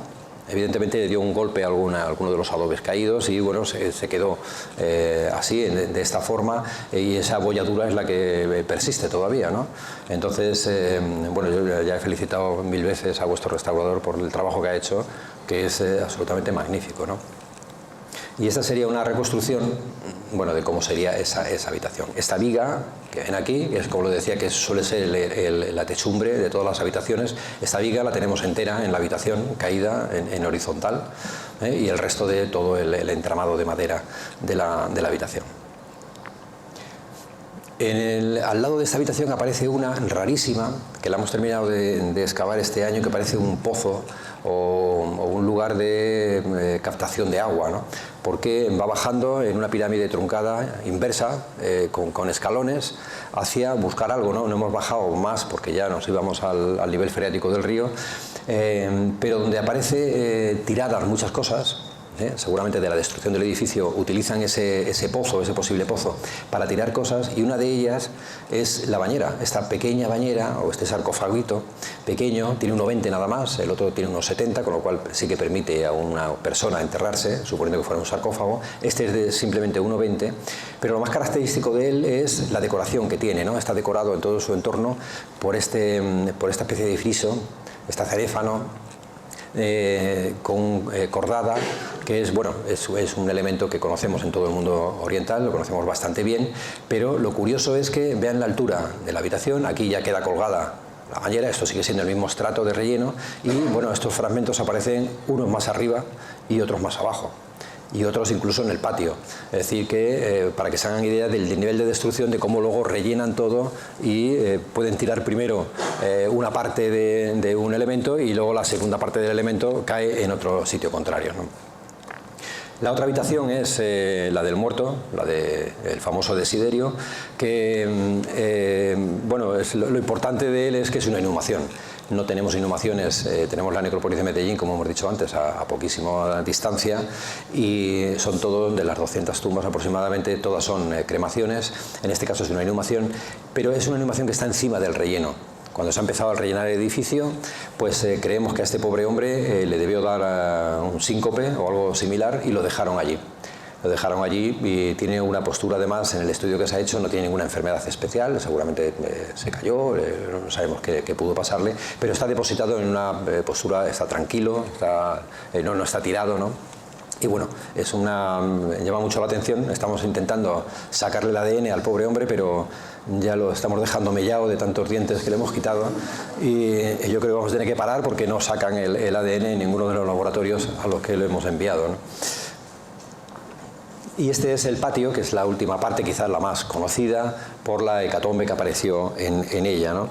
Es un patio cuadrangular que tiene 120 metros cuadrados, es un patio hermoso, y que seguramente fue más grande, porque no voy a entrar aquí en las fases arquitectónicas, pero sí hemos detectado ya dos fases arquitectónicas claras, y una es precisamente este patio más grande. Parece que lo restringieron luego en el espacio por necesidades que no llegamos a comprender todavía, pero bueno, el caso es que de hecho la escalera, en vez de estar en eje, está descentrada, ¿no? Y es porque este es el muro original del patio, y por lo tanto ya digo que bueno, que es algo que con el tiempo iremos viendo, ¿no? Esta es una vista del patio, que es la que ven ustedes en la exposición, pero al revés, desde la escalera. Hay que decir que la reproducción de aquí del museo está a escala 1:1, es decir, que lo que ven es la dimensión exacta del patio. Y bueno, esta fotografía es del año 2021, ¿no? 2022. Bueno, del 18, claro, no se había excavado todavía esta parte de aquí. Entonces, ahora lo que sí conocemos es, bueno, todo este pasillo, hasta esto ya se ha quitado, y conocemos el arranque del pasillo por aquí y el otro muro que decía que es el muro original del patio. Lo primero que llamó la atención, bueno, siempre decimos que la gente cuando iba primero a ver el yacimiento iba a ver la bañera, era lo más espectacular, ¿no? Lo que más llamaba la atención por el significado que tenía, ¿no? Pero cuando apareció la escalera, la verdad es que nadie hacía caso ya al sarcófago, y todos venían a ver la escalera por la monumentalidad que tiene, ¿no? Pero a nosotros nos interesaba mucho la construcción de la misma, ¿no? Y si los primeros escalones, estos 5 primeros escalones que tenemos aquí, son de pizarra, son de lajas de pizarra, todo el resto están realizados con mortero de cal. Y esto era algo que nos sorprendió muchísimo porque, como saben, el mortero de cal no se documenta en la península ibérica hasta la llegada de los romanos. Y tener esto pues 300 años antes aproximadamente, o 200 si nos vamos al principio de la conquista, pues era bastante sorprendente. Y sorprendía más todavía que una construcción que socialmente es muy compleja, no existiera en otros edificios del entorno, y tampoco en el propio núcleo de Tarteso. Es decir, es algo que no venía de Tarteso, sino es algo que se incorpora a estas técnicas después, justamente cuando ya funcionan estos edificios del Guadiana. Pero parece que el celo del dueño, del responsable, del regente del lugar o de quien fuere, era extraordinario, porque no dejó copiar nada de las técnicas constructivas innovadoras que hay en el sitio, como los tirantes que unen los muros para que tenga mayor resistividad, etcétera. Aquí vemos una vista, ¿no?, de la calidad de esta escalera, que cuando se ve de lado parece que estamos ante un podio romano, más que una escalera protohistórica. Bueno, estos son los puntos donde se hicieron todas las analíticas, y es una escalera que salva los 3 metros que hay entre una planta y otra, ¿no?, que es la altura habitual entre las plantas, ¿no? Bien, luego la gente se olvidó de la escalera, claro, y todos venían a ver la hecatombe, la famosa hecatombe, ¿no?, el sacrificio de animales que se produce en el patio, que realmente es extraordinario, pero tiene un componente social que todavía no hemos llegado a desvelar, porque no sabemos ni tan siquiera sabemos dónde se sacrificaron los caballos. De hecho, hay algunos que sí sabemos que se pudrieron o se descompusieron en el propio patio, porque se han localizado, ¿no?, mezclado con la tierra los parásitos que tenían en el abdomen cuando se pudren, pero otros es posible que fueran arrastrados hasta el patio. No sabemos por dónde, porque con este pasillo, ¿no?, o alfombra que llamamos de pizarra, es muy difícil pasar por encima de un caballo sin llevarte unas pizarras que son bastante endebles, porque están tapando además un canal, ¿no? Es decir, que están en hueco, muchas de ellas. Pero bueno, el hallazgo fue realmente extraordinario. Se trata además de unos 60 animales, de los cuales 42 son caballos, y dentro de los caballos, bueno, o équidos, dentro de los équidos hay caballos, hay burros, hay mulos. Lo más sorprendente de todo, junto con las vacas que hay y los cerditos, hay 2, lo más sorprendente de todo es que tienen una edad productiva. no hay animales viejos, y todos tienen restos de haber trabajado. Es decir, algunos sí que tienen esas deformaciones que hablábamos antes, de haber sido montados, de haber trabajado en una noria o de haber hecho trabajos de tracción, ¿no? Por lo tanto, están sacrificando lo más productivo que seguramente tienen, ¿no?, estos animales. Y no solamente ya que hayan sacrificado este gran número de animales para hacer el sacrificio final antes de irse, ¿no?, sino que suponemos que no se irían a pie, que se irían con caballos. Con lo cual se deduce que la cabaña que tendrían los regentes de este lugar debía ser extraordinaria, o bien que antes de cerrar el edificio las comunidades del entorno ofrecieran un sacrificio con sus propios animales, y eso puede también dar una idea de la importancia que tenía el lugar. Una importancia que se manifiesta, bueno, este es un dibujo de la deposición de los caballos, del sacrificio. Una importancia que digo que se manifiesta sobre todo por lo que aparece en el patio. No aparecen muchos objetos, no es el lugar donde más restos arqueológicos hay, pero los que hay son extraordinarios. Por ejemplo, en la esquina de la escalera, en una de las esquinas, aparece lo que nosotros en un principio llamábamos un depósito de fundación, donde aparece, bueno, una ánfora, la imitación de una cerámica griega, un cuentarios púnicos y un sistema ponderal completo, ¿no?, cuya unidad es 31 gramos, que es la misma unidad que tiene Canchorrobano, la misma unidad que tiene la necrópolis de la Joya de Huelva, donde aparece uno de ellos, la misma unidad que tienen en el Museo de Sevilla, de una procedencia extraña, que puede ser de Montemolín. Es decir, están utilizando el mismo sistema ponderal que introdujeron los fenicios, porque es el shekel, ¿no? Nosotros teníamos ciclo, o el shekel actual que se utiliza en la moneda israelí, ¿no?, que deriva de ahí, ¿no? El ciclo que tiene, ya digo, la unidad es mucho más pequeña, la unidad es de 9 gramos. Aquí partimos de los 31 porque no se necesita hacer, para medir lo que están pesando, realmente no necesitan unas pesas tan pequeñas, ¿no? Pero es extraordinario, ¿no?, el que aparezca este sistema, que ya digo que en Canchorrobano aparecieron 4 de estos sistemas ponderales, ¿no?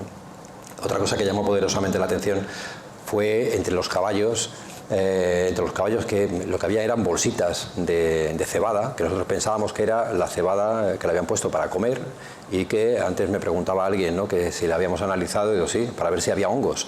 Lo hicieron en el laboratorio del CCHS, del CSIC, porque pensábamos, digo, bueno, los animales aquí muertos, si no tenemos rastro de que le hayan dado golpes en la cabeza y demás, a lo mejor los han envenenado, ¿no? Y entre la cebada les han metido algún hongo o alguna cosa, ¿no? Pero no van por ahí los tiros, no sabemos todavía cómo murieron y cómo lo sacrificaron, ¿no?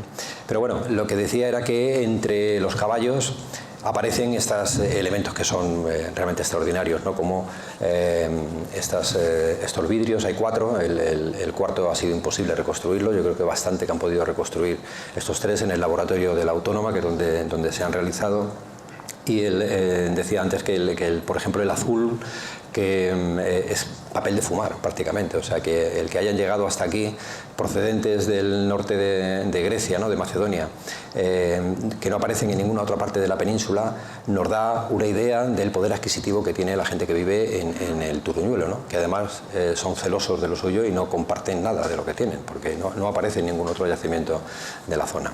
Y más extraordinario, si cabe, es el hallazgo de la escultura, de esos piececitos, que a todo el mundo le sorprende porque son muy pequeños. Parece que en la foto, cuando lo han visto, nosotros, y eso que ponemos la escala, pero está visto que las escalas no sirven de mucho, ¿no?, porque todo el mundo se imagina que es una escultura en toda su esplendor. Y bueno, es extraordinario el hallazgo, precisamente para insistir un poco en lo que hemos dicho antes de los vidrios, ¿no?, es decir, cómo llega una estatua, que suponemos que aparecerá el resto de la misma, una estatua que está hecha con un mármol del Pentélico, que es la cantera que hay al lado de Atenas, con la que se construye parte de la Acrópolis, ¿no?, y que no llega a la península. No conocemos ningún sitio donde haya una cosa así, hasta bastante tiempo después, cuando aparece la primera escultura en Ampurias del Asclepios, ¿no? Entonces, bueno, estas son las cosas extraordinarias. Hemos puesto esta Venus, la Venus de Canichella, porque algunos investigadores, Adolfo entre ellos, ¿no?, ya nos puso sobre la pista del interés que tenía este paralelo, esta especie de analogía que puede haber entre una y otra, sobre todo por los pies, porque claro, lo único que tenemos nosotros son los pies. Pero después de hacer un exhaustivo recorrido, primero en Atenas, luego en Italia, bueno, hasta que no visitamos el Museo Etrusco de Claudio Faina, no nos dimos cuenta, con las pistas que nos habían dado ya algunos colegas, de que, bueno, la única que se podía parecer, porque todas las demás tenían o los pies vestidos o los pies uno adelantado, etcétera, ¿no? Era esta Venus, ¿no? Una Venus etrusca, que parece que está modificada porque el mármol también es griego, en este caso de las islas de las Cícladas, pero que, bueno, que puede ser tenemos que seguir investigando sobre ello y sobre todo seguir el avance de la excavación a ver si encontramos el resto, ¿no?, de la misma. Esta es una reconstrucción de cómo sería el patio, con los colores que aún mantiene, aunque de una forma ya muy tenue, ¿no?, pero las escaleras siguen manteniendo todavía el rojo de los extremos y las paredes están pintadas efectivamente de rojo y blanco, ¿no? Y en las excavaciones del último año, no de este, sino del 2022, bueno, lo que hicimos fue ampliar. Aquí tenemos la escalera, esta es la alfombra que decimos de pizarra. Pensábamos que esta es la puerta exterior, pero no, da a una gran sala, una enorme sala. Ahora esto sigue para allá, la sala es enorme, tiene más de 20 metros de largo y con unas escaleras, en este caso ya de adobe, que comunican con la planta superior.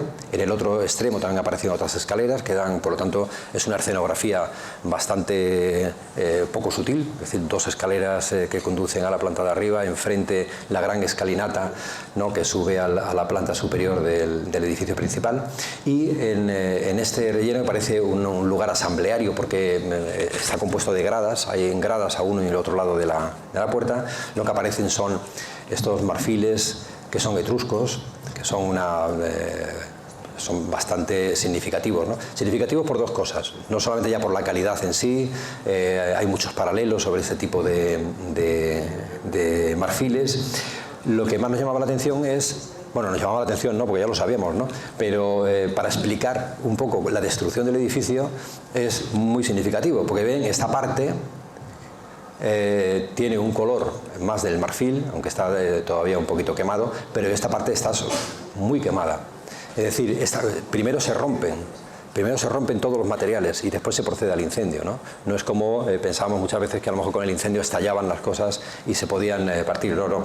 Aquí primero se hace una destrucción y además en ocasiones con saña, ¿no?, como ha pasado por ejemplo con las caras que han aparecido este año, ¿no?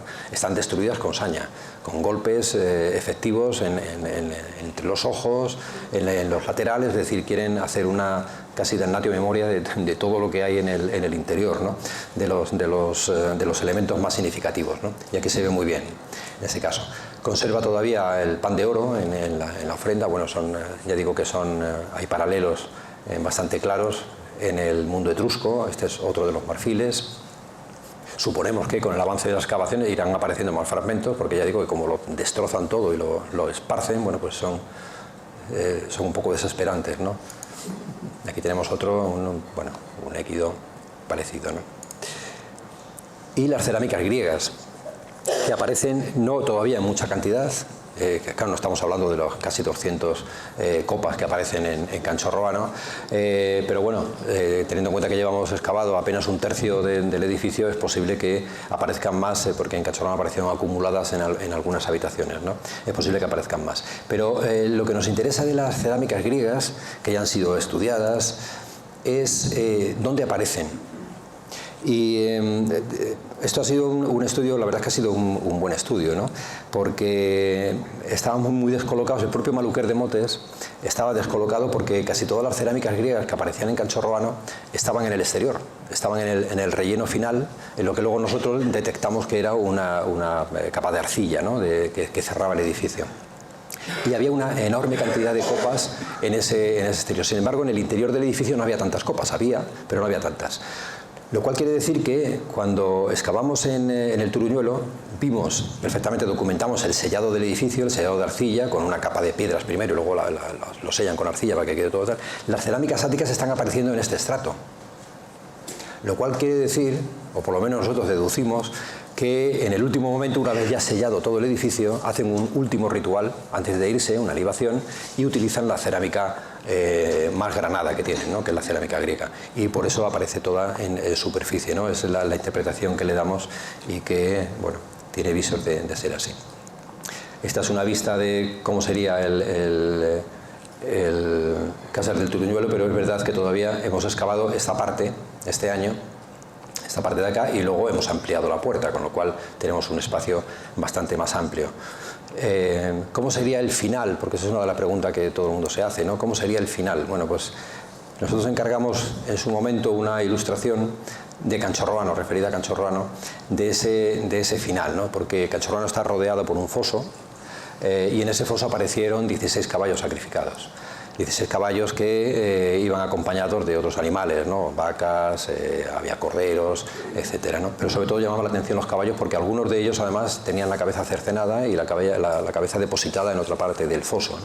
Es decir, se había hecho un ritual que es parecido al del Turuñuelo, pero con sus matices, ¿no? Aquí lo tiraban todo, no hacían una selección de esos animales y estaban todos, ya digo, depositados. Y fuera aparece una enorme cantidad de cerámica, sobre todo de platos, vasos y demás, que seguramente corresponden a un gran banquete que se realizó justo cuando se destruyó el edificio. No sabemos si antes o después, pero seguramente cuando el edificio se decide cerrar por causas que desgraciadamente todavía no somos capaces de avanzar, pero que suponemos que algún día podremos conocer. Y bueno, esta es el último planta que tenemos de este año. Terminamos la excavación, como pueden ver, hace un mes. Y bueno, pues esta es la puerta que veíamos con las escaleras que subían a la planta superior, las escaleras de adobe. Aquí están las otras escaleras que suben a la otra parte. Esta es la habitación donde aparecieron los marfiles etruscos que hemos visto. Se ha ampliado a esta parte de acá, por lo tanto todo esto es una sala enorme con las gradas a un lado, gradas a otro, por lo tanto parece un lugar asambleario, un lugar enorme donde podría haber un lugar de común, ¿no? Antes de entrar al edificio, y con una entrada, otra entrada aquí que pensamos que era la definitiva. Bueno, pues aquí está la entrada del edificio. Bueno, pues no, aquí lo que encontramos fue las famosas cabezas que todo el mundo ha visto, que están depositadas aquí a distintos niveles. O sea, porque cuando se han destruido, se han tirado pues de forma aleatoria, con lo cual algunos restos de la cabeza aparecían a 2 metros de altura y la otra casi a ras del suelo, ¿no? Entonces, bueno, en un gran alarde de restauración de las piezas, ahí las tienen, es lo que tenemos hoy en día, ¿no? La de la izquierda la llamamos la borrereta por razones obvias, y la de la derecha, como ven, tiene un color distinto, está más quemada, está más expuesta al fuego y por lo tanto prácticamente la piedra está calcinada, ¿no? Y se ha incluso desgastado un poco, ¿no? Pero estamos en el proceso, acaban de salir, como quien dice, ¿no? Están en proceso de exhibición ahora en el Museo de Badajoz. Creemos, pensamos, queremos y rogamos para que estén luego en el Museo de Alcalá, ya veremos, porque son extraordinarias, ¿no? La verdad es que han roto un poco muchos moldes, porque pensamos primero que el mundo tartésico era un mundo anicónico, bueno, dentro de las pequeñas esculturas que hay, ¿no? Como los sacerdotes, el sacerdote de Cádiz o el que tenemos aquí expuesto, ¿no? Las tartes del carambolo, pero bueno, son elementos de bronce que no tienen nada que ver con una escultura de piedra, que tienen una talla de una gran no sé cómo decirlo, ¿no? Pero la mano del artista es bastante buena, es una mano genial. ¿Qué fue lo que nos llamó la atención? Hay dos cosas que no logramos dar con ellas, aunque todavía no nos hemos puesto en serio a estudiarlas, ¿no? Uno es el tocado. Ese tocado, porque el primer fragmento que apareció, bueno, el primer fragmento que apareció fue este de aquí, pero el primer fragmento que apareció de una de las damas, que la llamamos por ahora, fue este, y pensamos que eran las fauces de un animal. Parecían que eran como unos dientes de alguna escultura de algún animal o algo, ¿no? Pero no conocemos ningún tocado de este tipo, ningún peinado de esta naturaleza. Como decía, lo que más nos llamó la atención era que iban ataviadas con unas joyas que las hemos documentado en las necrópolis, hay en la Bobadilla en Jaén, las hay en Canchorroano. esa de Canchorrano geminada es exactamente igual que la que tenemos en la exposición. Y nos llama la atención porque, claro, se abren muchas interpretaciones. Una es un artista que ha venido de fuera y que le han encargado hacer estas esculturas de gente de aquí, con la joyería que se lleva aquí. O bien, claro, para eso tienes que traerte la piedra también, ¿no? Estamos pendientes de las análisis de la piedra, parece una arenisca, se trabaja bastante bien, pero ¿te has traído la piedra y aquí la trabajas o la encargas? Si la encargas, ¿qué haces? También le dices que aquí se llevan unos pendientes que son así, porque estos pendientes no los hay en el resto del Mediterráneo, los hay en el mundo tartésico, tanto en el Guadalquivir como en el Guadiana, pero no los hay fuera, ¿no? Entonces, bueno, es un elemento a que todavía, ya digo, estamos en un estudio muy incipiente y que debemos estudiar. Aparte de las dos famosas damas, que como decía antes, están rotas con saña, como ven además esparcidas, siempre el golpe lo dan, si lo ven, en los ojos, es una forma de romper, y esto ha roto nuestros moldes también, porque si pensábamos que la destrucción era de los propios habitantes del lugar, no entendemos muy bien cómo un habitante del lugar, suponiendo que se refiere a diosas, ¿no?, una representación de deidades, las puedan romper de esa manera, ¿no? Parece muy complicado que sea alguien exógeno al sitio, algún foráneo, alguna invasión, lo podemos entender, pero un invasor luego no sella el lugar. Es decir, que ahí hay algo todavía que tenemos que darle muchas vueltas, es la problemática que tiene y lo que hace realmente bonita la investigación sobre el Tuduñuelo, ¿no? Y nada más, muchísimas gracias por la atención y si quieren hacer alguna pregunta, pues aquí estoy para eso. Gracias.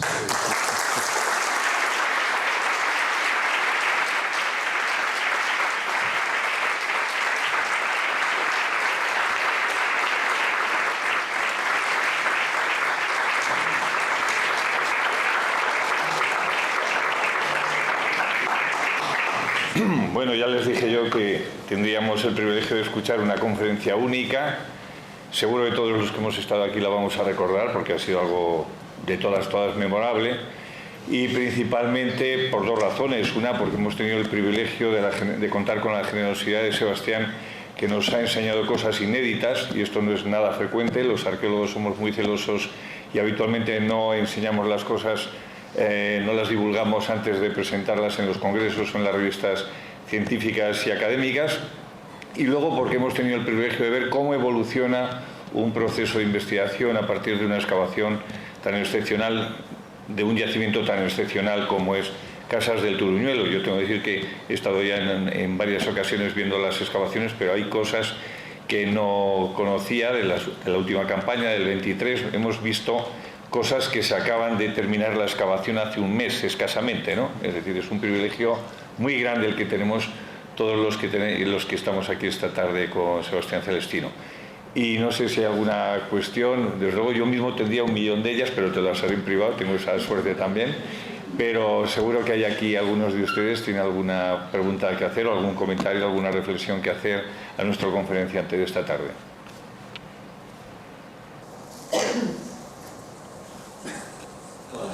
Hola. Sí, buenas tardes. Muy interesante la charla, me ha gustado mucho. Y le quería decir, pero de todas las charlas que ha habido ahora, lo que yo creo que he entendido es que Tartesos no es el reino que nos contaban antes con el gran rey muy rico, sino también un concepto cultural, ¿no? Lo que unos dicen es que si eran autóctonos con una pequeña población fenicia, y otros venían a decir que eran más bien fenicios y una pequeña población autóctona. ¿Se han hecho estudios genéticos para comprobar el origen de los habitantes de esa época en Tartesos? O, como ha insinuado antes, no hay restos a los que poder recurrir. Bueno, de la época previa a la llegada de los fenicios no hay nada. O sea, en el bronce final, lo que se denomina bronce final atlántico, no tenemos nada, no hay necrópolis, no hay tumbas, no podemos hacer nada, ¿no? Y de las necrópolis tartésicas, las más conocidas, que son las de Carmona, ¿no? La Joya o la propia de Medellín, es muy difícil hacer estudios porque son cremaciones. Y bueno, yo me imagino, todo el mundo ya guarda todo, ¿no? en la época que vivimos ya guardamos todo, no teníamos nada, ¿no? Porque no se sabe dentro de unos años lo que se puede sacar de información de la cosa más insospechada, ¿no? Por ejemplo, en Medellín se hicieron estudios, pero no genéticos. Se hicieron estudios un poco taxonómicos de los restos que aparecían, ¿no? Entonces, bueno, se hizo una media de la edad de los muertos y demás, ¿no? Pero no se puede saber de dónde venían, ¿no? Cuál era el componente genético. Y hay una tumba que está reconstruida aquí, que a mí es una de las vitrinas que más me gusta, que es la de Belvis de la Jara. En esa tumba aparece una mujer con el hijo, ¿no? Murieron los dos, seguramente en el parto, que el hijo encima, y esa sí que se le hicieron analíticas, ¿no? Y es bueno, le llaman la portuguesa, los colegas, ¿no? Juan Pereira y demás, porque bueno, tiene un componente atlántico, pero es verdad que esto de la genética hay que cogerlo con pinzas, ¿no? Porque el componente atlántico lo tenemos todo, pero el componente caucásico también, y el componente oriental también, y tenemos todo tipo de componentes porque llevamos miles de años en la Tierra y la mezcla es brutal. Entonces, yo hace poco me he leído un libro magnífico que se llama El viaje de nuestros genes. He aprendido muchísimo sobre ello, ¿no? Porque al final yo seguramente provengo de un caucasiano, que yo qué sé, o de bueno, de un australopiteco seguro. Muy bien, ¿alguna cuestión más? Allá al fondo. Pero bueno, sí. Vale.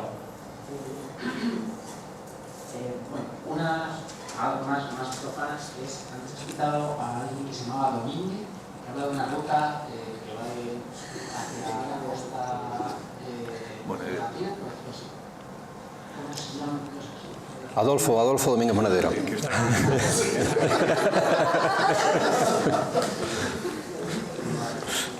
Pues luego voy a ir a bordo. Sí, me deja. Porque, por ejemplo, llevo unos años persiguiendo las rutas también de creo que se llama Vasos Antoninos, o creo que se llama así. Sí, que habla de las rutas que... Los vasos de Vicarello. Sí, sí. Eso, sí. El caso es que, claro, Turuñuelo de Guareña, hay que hacerlo más que más complicado todavía. Que está en una posible ruta, claro, una cosa es la ruta mítica de La Plata, pero también la ruta de Pureslantes, y también, ¿por qué no?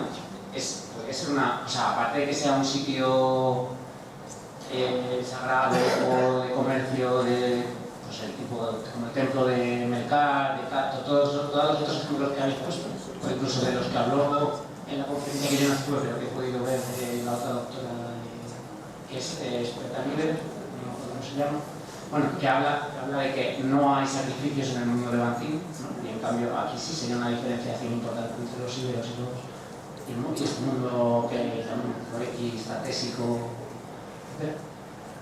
A ver si me entiendo, perdón, porque es muchas ideas juntas.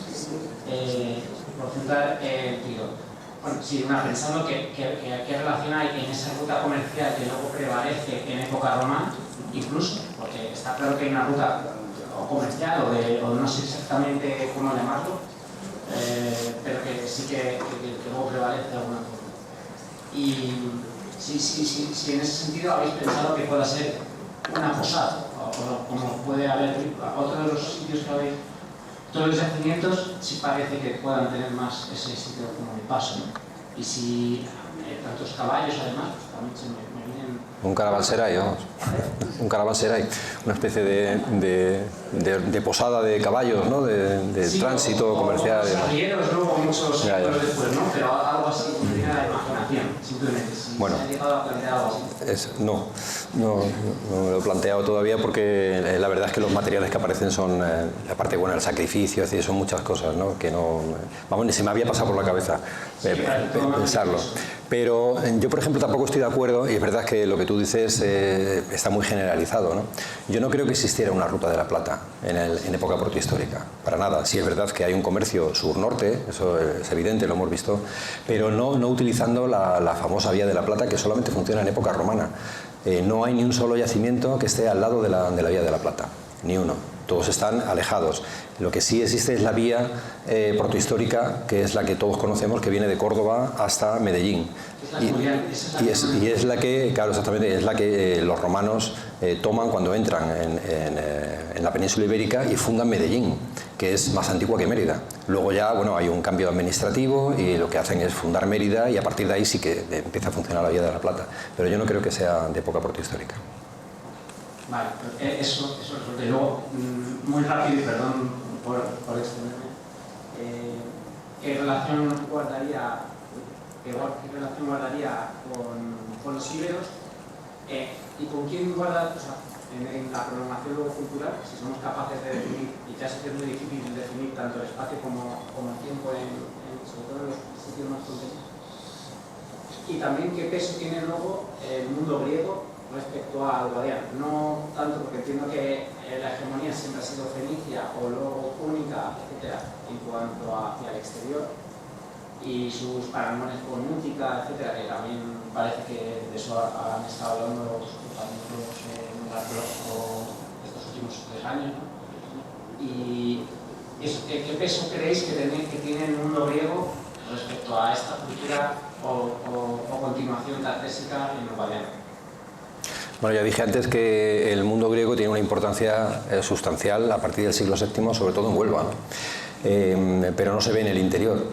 En el interior apenas hay alguna, bueno, ahí está la famosa Alquiler de Medellín, ¿no? Pero casi una excepción, ¿no? No hay grandes restos de cerámicas griegas o de elementos griegos en el interior hasta el siglo V, que empiezan las grandes importaciones de copas tipo cástulo, que son las más habituales, ¿no? Pero no es habitual antes de ello ver nada griego en el interior. Pensamos, bueno, yo no sé, creo que pensamos casi todos los griegos cuando llegan a Huelva, se supone que vienen buscando la plata, no creo que vengan buscando otro tipo de cosas, ¿no?